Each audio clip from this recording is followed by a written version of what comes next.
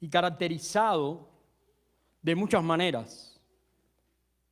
Para mí es alguien que refleja perfectamente la gracia de Dios. Para mí, Bernabé es el reflejo de la gracia de nuestro Dios. Cuando los hombres fueron creados al principio, en el libro de Génesis, Adán y Eva, una de las cosas más importantes que se les encomendó es que ellos fueran el reflejo de Dios entre las criaturas creadas. Ellos tendrían que gobernar, ellos tendrían que dirigir, ellos tendrían que instruir a otras generaciones acerca de Dios y de la persona que Dios los estaba haciendo a ellos a través de una relación. Y si algo nosotros no podemos olvidar es que ese mandato de ser un reflejo de Dios ha continuado desde el Antiguo al Nuevo Testamento. Ha estado totalmente claro en la Biblia que la intención de Dios siempre ha sido que nosotros podamos reflejar su persona. De hecho, la Biblia dice que somos la sal, que somos la luz, pero no tenemos ni luz propia, ni sabemos ser propiamente sal, sino reflejamos a Cristo en nosotros y eso hace que la luz de Cristo resplandezca y la palabra de Cristo pues llegue a las personas. Yo he titulado el sermón en esta tarde El reflejo de su gracia. Y bueno, pues tomé el ejemplo de Bernabé porque Bernabé, lejos de ser un héroe de la fe, es alguien que su vida reflejó hermosamente la gracia de Dios por esa relación que él tuvo con el Señor.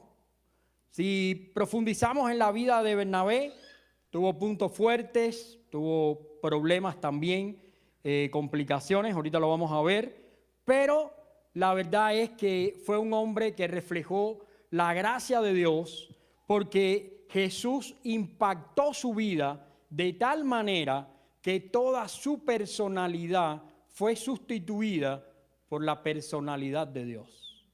No sé si ustedes se recuerdan, pero este hombre inicialmente se llamaba José. Y los discípulos le llamaron Bernabé. O sea que a la manera que en el Antiguo Testamento cuando los hombres tenían una relación con Dios, Dios transformaba su nombre, ¿verdad? Como Jacob a Israel, como Abraham a Abraham, ¿verdad? Como hubo un cambio de su nombre, así también ocurrió con este hombre. Y el sobrenombre que le pusieron a él, porque se llamaba José, fue Hijo de la Consolación. Y eso es lo que nosotros vamos a estudiar en esta tarde. Porque en esta tarde hay una enseñanza que quiero que compartamos todos. Y es esta: un creyente lleno del Espíritu Santo se deleita en menguar para que Cristo crezca y así reflejemos su gracia. Esa es la idea. La idea es que cada creyente pueda crecer y alcanzar su máximo crecimiento y reflejar de manera clara la gracia de Dios. Y para eso nosotros muchas veces tenemos que entender que debemos menguar, debemos instruir, debemos enseñar, debemos nutrir, debemos testificar, porque de esa manera otros están creciendo y de esa manera reflejamos la gracia de Dios. De esa manera. Y es importante que reflejemos la gracia de Dios porque en un mundo de oscuridad, de guerra, en un mundo de horrores, problemas. Hace unos días estaba viendo, es que ahorita vamos a las elecciones y estaba viendo unas estadísticas que dicen que hemos bajado como 1% en la delincuencia en Las Vegas. Bueno, no sé dónde bajó eso, porque por mi casa no ha bajado, ¿eh? O sea, por mi casa está tremendo, hermano. O sea, ellos cuando hicieron en el por ciento se fueron para el desierto, no había nadie. Y dijeron, ¿cuántos delincuentes hay aquí? No, aquí no va ninguno, entonces bajamos el por ciento. Porque la verdad es que está todo tremendo, cada vez está peor, cada vez vemos que hay más situaciones difíciles y la pregunta que nosotros debemos hacernos en este día es, ¿cómo se ve el reflejo de la gracia de Dios en los cristianos? ¿Cómo se vería el reflejo de la gracia de Dios? Me llama la atención porque cuando martirizaron a Esteban, dice que se le vio que tenía cara de ángel. O sea, exactamente no sé lo que era, pero era algo que ellos pudieron apreciar. Ahora, la Biblia dice, Jesús nos dice que nosotros somos la luz del mundo. Entonces, mi pregunta es, ¿qué es exactamente el reflejo de la gracia de Dios en nuestra vida? Porque sin ese reflejo, seremos ciudadanos comunes y corrientes dentro de la gente. No importa que yo diga que soy cristiano, no importa que yo ande con una Biblia, no importa que yo me conozca varios cantos, ni siquiera importa que yo conozca versículos de la Biblia y los pueda recitar. Si mi testimonio no acompaña todo eso, si no puedo proyectar la luz de Jesús entre la gente no va a ver la gracia de Dios. Así que al menos 3 cosas en la vida de este hombre reflejaron la gracia de Dios. La primera de estas cosas es que él reflejó lo que en griego se llama paraclesis. Paraclesis es lo que él reflejó. Y quiero que vayan conmigo a la palabra de Dios, a Hechos capítulo 4, versículo 36. Hechos 4 y versículo 36. Me voy a poner estos espejuelos acá, que me los encontré. Claramente no son míos. Pero gracias a Dios puedo ver bien. Hechos 4, versículo 36. Escucha estas palabras.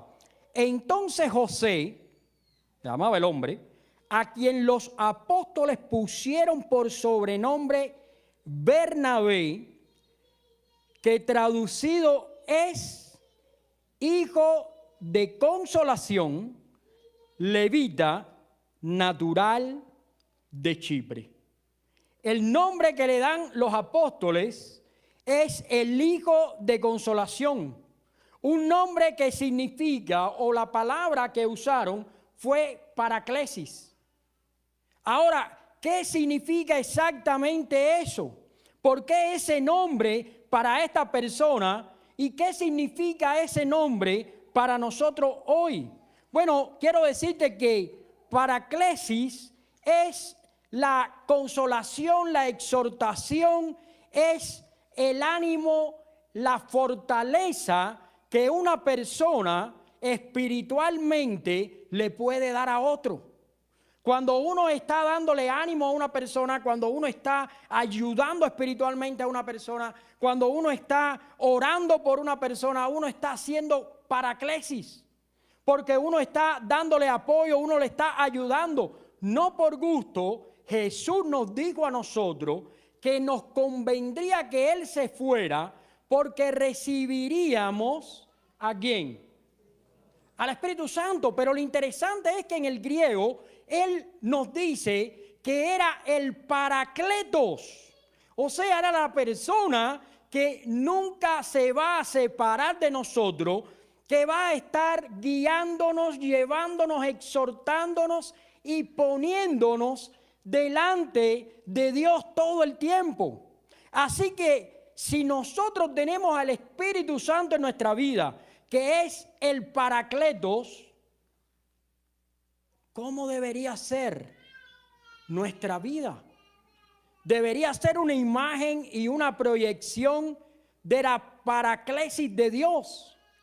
La cultura de la época dicta el rechazo a las personas que no nos aman.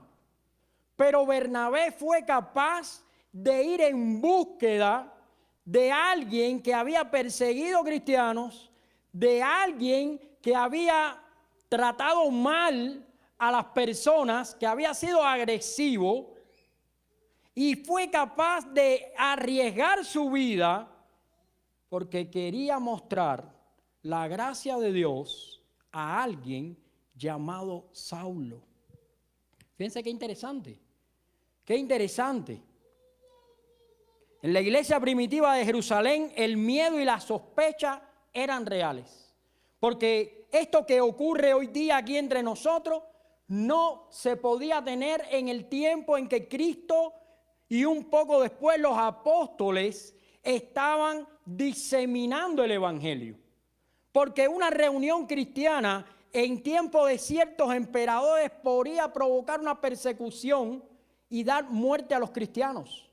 Porque increíblemente los cristianos eran acusados en el Imperio Romano de personas que no eran creyentes, que eran ateos.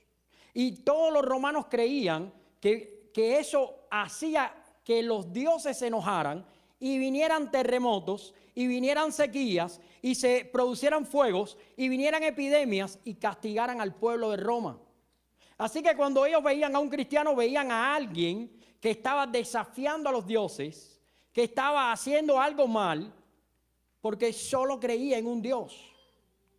Entonces esto que hoy nosotros tenemos acá, tan cómodo, con aire, asientos, buena música, alabamos al Señor, gozo en nuestro corazón, era algo que ocurría en el tiempo del Nuevo Testamento bajo una gran amenaza. Pero ¿sabes lo que es paraclesis? Es pasar por encima de toda esa adversidad e ir en búsqueda del que está perdido, e ir en búsqueda del que tiene necesidad, ir en búsqueda del que está desconsolado. Bernabé pudo ser un consolador, pudo ser un paraclesis, porque él conocía al verdadero paracletos.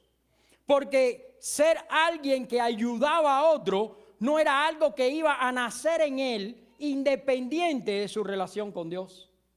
Solo aquellos que tienen una relación con Dios, aquellos que han recibido lo que el Señor prometió en Juan 14:16, cuando dijo, ustedes recibirán al Espíritu Santo, solo aquellos que tienen al Espíritu Santo de Dios pueden correctamente reflejar su gracia entre la gente. Tienen la capacidad de menguar para que otros crezcan. Tienen la capacidad de pasar por alto ofensas para poder servir a Dios. Bernabé no era la fuente de la consolación. Él estaba imitando al consolador por excelencia que hoy vive en tu corazón. Él estaba imitando a quien podía cambiar y transformar una vida. Por eso hoy día yo quiero que tú vuelvas a reconsiderar cómo dar más gloria a nuestro Dios. Porque la Biblia dice que nosotros fuimos creados no para tener buenos almuerzos, ni siquiera para vestir buenas ropas, ni estar en buenos lugares, o para manejar buenos carros. La Biblia dice que nosotros hemos sido creados para darle la gloria a nuestro Dios. Así que debería ser una preocupación personal de cada uno de nosotros, según está viviendo la vida, en cada circunstancia, cómo dar la mayor cantidad de gloria a nuestro Dios. Y la gloria se le da a Dios en cosas tan simples, porque la gloria a Dios se hace no solo cuando hablamos de su evangelio, sino cuando hacemos la diferencia entre las personas del mundo. Por eso la palabra del Señor en 2 de Corintios, capítulo 1, versículo 4, alguien lo quiere buscar. Por favor, es algo que me gustaría que marcaran en la Biblia, porque es un mensaje del Espíritu Santo a través del apóstol Pablo para nosotros. Y dice de esta manera, 2 de Corintios 1:4, el cual nos consuela en todas nuestras tribulaciones, para que podamos también nosotros consolar a los que están en cualquier tribulación con la consolación con que nosotros somos consolados por Dios. Y no te lo voy a decir en griego porque ahí la palabra paraclesis está en todos las conjugaciones, es como un trabalengua. Pero te quiero decir algo, ahí está el ministerio, ahí está el propósito y ahí está el sentido de la vida de cada cristiano.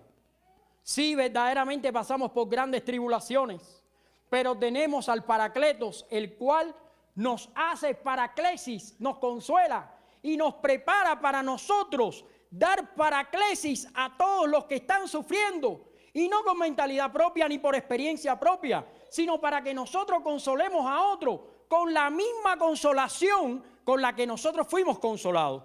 Y tú y yo somos consolados con su palabra, no con nuestras palabras. Así que eso va a hacer que reflejemos claramente la gloria de nuestro Dios, que reflejemos la gracia de Dios. Muchas veces pensamos que reflejar la gracia de Dios tendría que ser algo que nos proponemos, pero reflejar la gracia de Dios debe ser algo que brota de nosotros, que brota, que simplemente es derramado a través de nosotros. Por eso Jesús dijo, el que cree en mí, de su interior, ¿qué dijo? Correrán ríos de agua viva. Eso no, ni siquiera lo puedes contener. Ni siquiera lo puedes contener. O sea, es un derrame. Ni siquiera lo puedes contener. O sea que básicamente cuando hablas con alguien que refleja la gracia de Dios, se siente en tu vida porque te está llenando de consolación, te está llenando de amor, te está llenando de fuerza, te está llenando de todo lo que nos hace falta para continuar sirviendo a Dios. Pero hay una segunda manera en que este hombre también refleja la gracia de Dios. Dice la Biblia en Hechos 11, y quiero ahora que hagamos un salto a Hechos 11, porque esto es interesante. Esto aquí, cuando yo lo estaba estudiando esta semana, me dejó totalmente enamorado. Dice que la segunda manera en que reflejamos la gracia de Dios es a través de la llenura del Espíritu Santo. ¿Cuántos están llenos en esta tarde? Bueno, será del Espíritu Santo, ¿no? O vinieron almorzados. Bueno, yo ahora mismo humanamente estoy vacío, o sea, te lo cuento. Pero sí, verdaderamente vivimos en el Señor y somos sostenidos en Cristo por la llenura del Espíritu Santo. Por la llenura del Espíritu Santo. No hay manera. ¿Y sabes por qué muchas veces no estamos disfrutando la vida cristiana y estamos entristecidos y estamos amargados? Porque nos desconectamos de la vida cristiana. ¿Sabes por qué? Porque la vida mundana nos gusta bastante. Porque la vida mundana ofrece muchas cosas que nos entretienen. Y te desconectas de la oración, de la lectura de la Biblia, de la comunión, y entonces después vienen los enfriamientos espirituales. Y ese enfriamiento lo único que hace es, ¿qué cosa? Agredirte a ti mismo. Agredirte a ti mismo. Empiezas a creerte las mentiras que el diablo empieza a poner en tu vida. Porque ese es el propósito del diablo. El diablo no tiene otro propósito. Ni siquiera tiene otra estrategia. La única está escrita por el apóstol Pedro. Él dice que es como león rugiente buscando a quien devorar. O sea, la intención es que tú sufras un enfriamiento espiritual para separarte y terminar con tu vida. Pero ¿sabes lo que dice Hechos 11? Dice que cuando este hombre llegó, ¿qué hizo? Vio la gracia de Dios y se regocijó. Pero fíjense, dice, porque era varón bueno, lleno del Espíritu Santo y de fe. Aquí hay una condicional que no luce tan clara en español, pero en el idioma original te la voy a contar. Mira, lo primero que te quiero decir es que la gracia de Dios no se ve. ¿Tú ves la gracia de Dios? Para poder ver la gracia de Dios, tienes que estar en comunión con Dios.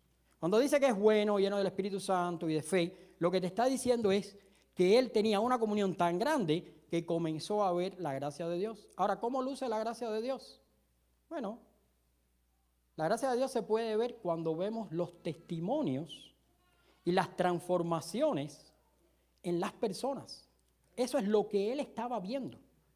Porque muchas veces pensamos, bueno, él vio la gracia de Dios porque él estaba en una condición espiritual más grande que la de todos los cristianos. No. Tú y yo también podemos ver la gracia de Dios. Lo que pasa que una de las cosas que hace el diablo cuando estamos enfriándonos espiritualmente es que empieza a cegar nuestros ojos espirituales. Entonces ya lo que era bueno no es tan bueno. La iglesia que me gustaba tanto ya no me gusta tanto. El hermano que me caía bien ya no me cae tan bien. Lo que yo hacía con gozo ahora me cuesta un poquito de trabajo. Lo que a mí me gustaba hacer ahora no me gusta tanto. Y entonces no nos damos cuenta que esa fatiga viene. ¿Por qué razón?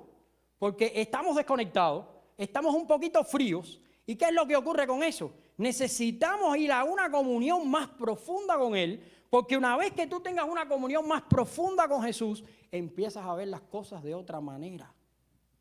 Porque mira, ¿quién me puede convencer a mí que la cruz es la manera más maravillosa de salvar a los hombres? Oiga, Dios lo golpean, lo escupen, le ponen una corona, lo clavan con unos clavos, lo levantan, se muere, le atraviesan con una espada, con una lanza. Ahora, pero pregúntale a Jesús si había una forma más gloriosa que esa. Si hubiera habido una forma más gloriosa, lo hubiera hecho. Así que lo que a mí me parece algo complejo, para Jesús es una gran bendición. ¿Sabes por qué? Porque cuando Él vio la manera en que iba a salvar a los hombres, sí, implicaba sufrimiento, pero la gloria de Dios iba a ser tan grande y la maravilla de Dios iba a ser tan grande que Él dijo estas palabras, que no sea mi voluntad sino la tuya. Y entonces se entregó en la cruz de tal forma para que nosotros tuviésemos vida. Ese es algo que nosotros tenemos que empezar a entender. ¿Sabes por qué te cuento esto? Porque enseguida que te conectas a Dios, empiezas a ver que las carencias entonces no son tan malas. Porque no tengo tanto dinero para hacer tal cosa, pero gracias a que Dios me está dando tiempo para otras cosas. Cuando te conectas a Jesús, empiezas a ver con sus ojos. Y entonces, hasta problemas que parecen una desgracia en tu vida, comienzas a ver que hay sentido espiritual en medio de ellos. Y entonces comienzas a entender que venir un día aquí y conversar con tus hermanos, compartir con ellos y adorar junto a Dios, ya no es algo fastidioso, sino una gran bendición. Y ya cuando oyes cantar al grupo, no dices, ay, qué desafinado, sino, gloria a Dios, qué bendición que podemos cantar juntos. Y cuando ves al pastor, dice, oye, ya no está tan desaliñado el hombre. El hombre ahora se ve mejor. Porque empiezas a ver con los ojos de Dios. Dios te empieza a limpiar la vista y empiezas a agradecer las bendiciones de Dios desde que te levantas hasta que te acuestas. Y empiezas a ver la gracia. Y se había convertido al cristianismo. Llegó a una región donde nadie era judío. La gente no iba a tener un comportamiento judío. Probablemente la manera en que se comportaba la gente. Porque crean ustedes, hermanos, miren, la iglesia comenzó de esta manera. Un día se convirtieron 3,000 personas. Un día trata de meter 3,000 personas en un lugar y mira a ver si tienen un comportamiento que tú esperas. 3,000 personas se mueven de una forma tremenda. Tú metes 3,000 personas en un estadio y es una locura eso. Pero al otro día vieron 5,000 personas más. ¿Cómo poder ver algo bueno en medio de eso? Solo cuando Dios está mostrándote su gracia a través de las cosas. Yo nunca voy a olvidar, y es probable que nunca lo vayan a ver, pero cuando era jovencito, mi madita era jovencita, nosotros tuvimos un amiguito que se llamó Roberto Carlos, que una vez yo lo conté aquí, y él murió por un cáncer, un tumor en una rodilla. Y fue la primera vez que yo estuve en una iglesia y vi una pareja, unos padres sufrir por un niño. Y a mí me dejó marcado para toda la vida la manera en que los padres enfrentaron esa situación. Porque ellos nunca perdieron el enfoque. Yo no te voy a decir que estaban alegres y con gozo, porque eso no es real. Ellos pasaron una situación dura. Pero ellos nunca perdieron el enfoque de que su hijo iba a estar con Dios, de que su hijo estaba en las manos de Dios y que esa situación le daba la gloria a Dios. Y por mucho tiempo yo me pregunté, ¿cómo se supone que esto le dé la gloria a Dios? Bueno, fue un gran testimonio. Mucha gente, yo me acuerdo que en nuestra iglesia, ¿cuántas personas tendría en ese momento? O sea, la iglesia creció enormemente. Dios trajo tanta gente para que viera con sus ojos cómo Él se estaba manifestando allí, que fue una cosa tremenda. A los ojos del mundo era un desastre. Hasta el niño se murió. Pero a los ojos de aquellos que tenían al Paracletos en su vida, fue una experiencia para cada uno de nosotros que nos dejó marcado para siempre. Para siempre. Te quiero decir algo, saliendo de ahí, yo dije, nunca tengo derecho a quejarme de nada. Que sea el nombre de Dios glorificado. Es interesante, hermano, porque este hombre llegó allí y vio la gracia de Dios. Vio la gente cambiada, vio la gente transformada. El texto dice que Bernabé vio la gracia de Dios. Bernabé lo que vio fue los efectos transformadores de Cristo en la vida de los paganos. La Biblia dice que él tenía una comunión profunda con Dios, porque era bueno, era temeroso de Dios, era un varón que era lleno del Espíritu Santo. Ahora, lo único que resalta a mi vista en medio de todo eso es que la bondad de Dios era tan grande que aún aquella obra que ellos estaban haciendo estaba dando fruto y se veía palpablemente. La Biblia enseña que no hay nadie que esté fuera de la condenación de Dios. Pero también la Biblia nos enseña que aquellos que reciben al Espíritu Santo de Dios son transformados. Y esto es lo que este hombre vio. Las virtudes de Cristo reflejadas entre la gente. Y él se gozó porque Jesús había salvado a pecadores en aquel lugar. Y yo te quiero hacer un llamado en esta tarde. No solamente a procurar la llenura del Espíritu Santo. No solamente pedirle a Dios que te llene con su Espíritu Santo, sino que también muestres la gracia de Dios para que mucha gente sea salva, para que mucha gente sea edificada, para que mucha gente sea transformada y para que puedas mostrar de esa manera la gracia de Dios. Porque eso es lo que realmente Dios quiere para nosotros, que mostremos la gracia de Dios. Qué bonito que dice la Biblia y hay un giro tremendo, porque si tú vas a Hechos 13:43, te vas a dar cuenta que en la vida de este hombre ocurrió un giro todavía aún mayor. Y prepárate para eso, porque hay una tercera manera de mostrar la gracia de Dios, y es matando nuestro orgullo definitivamente y a cualquier costo. En Hechos capítulo 11, versículos del 23 al 26, dice que después él fue a Tarso para buscar a Saulo y hallándolo lo trajo a Antioquía. Pero si vas al capítulo 13, versículo 43, ahora encuentras que primeramente, y quiero decirte esto, en la Biblia los nombres están escritos por orden de prioridades. Si la Biblia quiere reflejar un liderazgo, va a poner a la persona más importante primero. En el momento en que él fue a buscar a Saulo, en el capítulo 11 está escrito que Bernabé fue a buscar a Saulo. Pero cuando vas al capítulo 13, entonces encuentra que los nombres están ahora de otra manera escritos. Ahora primero está Pablo y después está Bernabé. Los nombres han cambiado de lugar.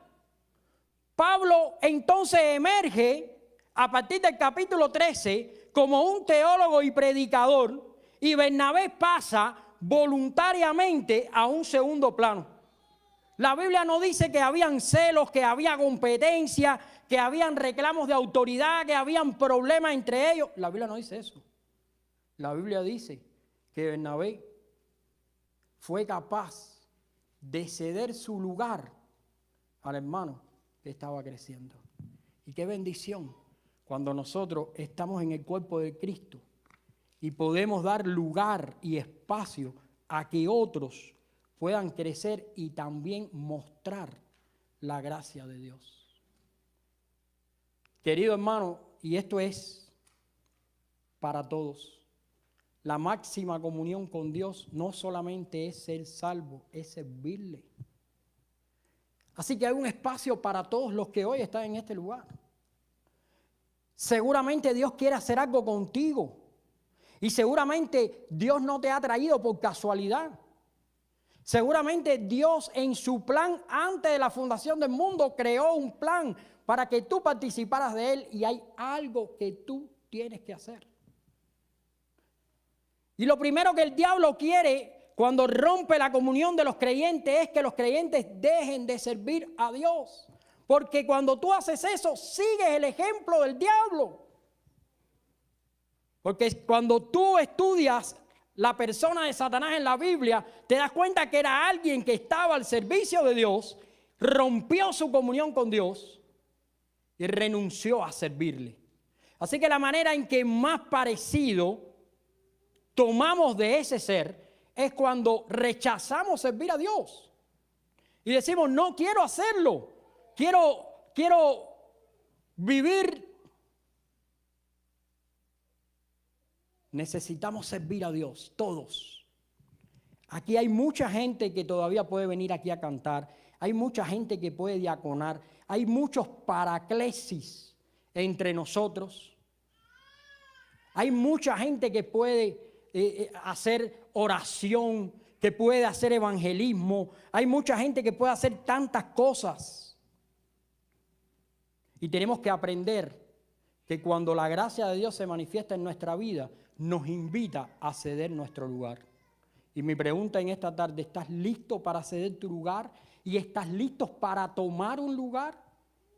Porque no cedes tu lugar para quedarte inactivo. La Biblia no dice que Bernabé se quedó inactivo. La Biblia dice que Bernabé siguió sirviendo a Dios. Simplemente dio lugar a Pablo para que él hiciera una obra que Dios quería que él hiciera. Bernabé no estaba construyendo su propio ministerio. Estaba construyendo el ministerio de Dios. Así que él estaba cediendo el lugar, poniendo a alguien que podía hacerlo de mejor manera, en otro momento, con mejor calidad, para darle la gloria a nuestro Dios.